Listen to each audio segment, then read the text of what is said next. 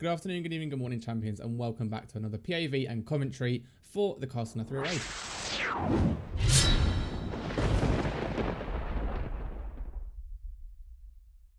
Quickly before we start, I want to shout out my Twitch stream where we go live every Sunday, Tuesday and Wednesday from 7:30 to 11 PM UK playing WoW, answering all your Fury Warrior questions. And if you want to further support us, then please do consider giving this video a like, subscribing to the channel and turning on your notifications. Anyway, on with the video.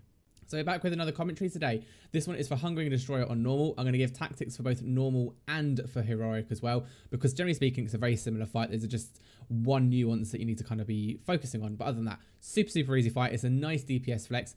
This was recorded prior to our third buff that we had as a Fury Warrior, but you can see that the DPS for both me and the other Fury that we have in the guild are relatively high, which is quite nice to see. It's nice to see that we're up there as far as DPS is concerned, even prior to kind of being buffed up.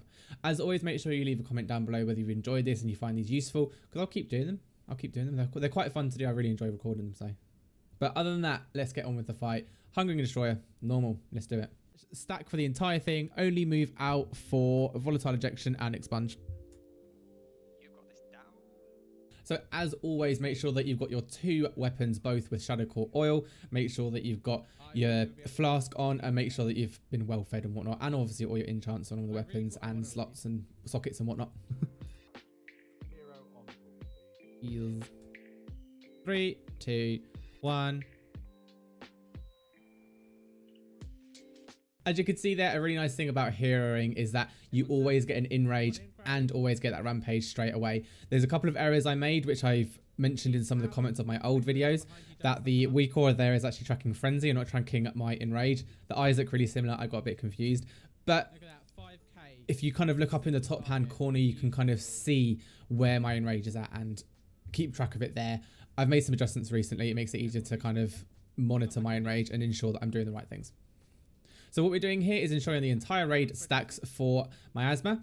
We spread for expunge. As a Fury Warrior, especially doing this on normal, I recommend just moving over to where I did, because you can maintain your DPS the entire time. Bring the circles a smidge flawless for first melees. Beams out. Everyone restack. Ah! So for the entire fight, we are literally stacking. We're not unstacking at any point, except for when we're getting those things that we need to spread for, but we're always stacking. Our healers can deal with it. On normal, you can deal with it. On heroic, we're currently doing 2 stacks of people because our healers kind of struggle a little bit more with that. But for the entirety of this fight, especially on normal, we just stack. Again, with expunge, a nice little tip for that is if you heal just before going out, so if you use a health zone, for example, your expunge circle will be smaller.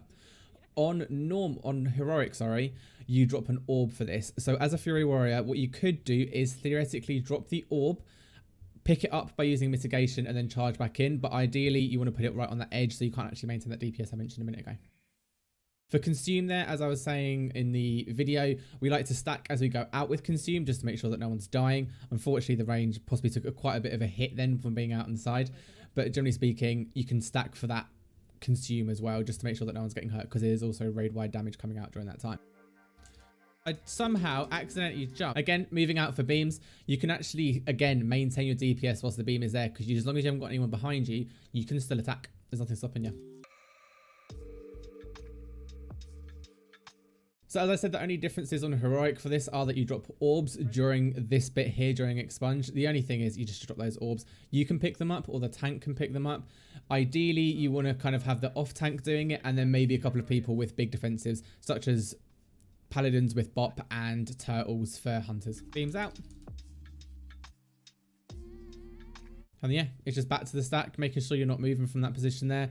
Making sure everyone's on top of each other, everyone's healing off one another. Basically, miasma means that you have a dot where you lose health and you reap it off other people within your circle. If your stats for the entire fight, you will stay fine. And then spread. And as I was saying, the difference with heroic and normal with that expunge is that you drop the orb. So ideally, you drop the orbs on the edge of the room, just so there is a place for you to walk through when you need to consume in the center. Soon, move out for beam. As you're probably noticing, because I'm really trying to fight for top DPS here, is any single time that Recklessness is available, it's being cast straight away. Unfortunately, I cap out on my rage quite a lot, and I keep ending up at 100 where I don't mean to. That aside though, the minute I can cast something that's being cast, and that's something you need to remember as a Fury Warrior, I mention this quite a lot, but always Recklessness the second it's off cooldown. We're Venthyr here, so we don't need to worry about lining up our abilities. Recklessness the second it's there, Rampage the second it's up. Everyone stack up front so melee can help. Just to make it easy there, I was suggesting to the range to come forward. We've got a lot of range in our guild, so theoretically they were being healed fine, but the encouragement is to be completely sat the entire time. Perfecto. Spread out.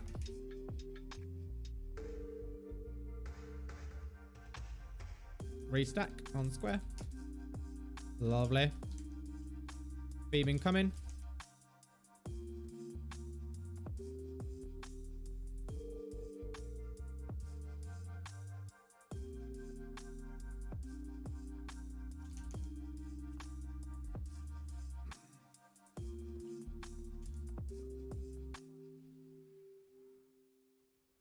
So stack even. As you can see, it's a really easy fight. You can do it a lot quicker than this, generally speaking, but it's a really, really easy fight. So I really enjoy this fight. I like ones where I can flex my DPS. Easy. Absolutely beautiful that was. I'm not being funny. Look at those two Fury Warriors up top in top 5. Definitely wasn't trying to compete then. As I said there, I was really chuffed that we kind of got myself was 4th and then our other Fury Warrior was 2nd. It was really nice to see that prior to any of the buffs that came through. So this was filmed about a month and a half ago. So we only had, I think it was just the 2 buffs that we initially got. So it was nice to see where we were prior to the buff, and now since having the buff, we've been doing this on Heroic recently, and we've been literally so high up on those charts because like I said, it's a simple fight to kind of flex your DPS a little bit. But that is Hungering Destroyer on normal with some kind of heroic tips in there as well. As always, if you find these videos useful, please do leave a comment down below because it helps me know that if you want to see these contents more or not.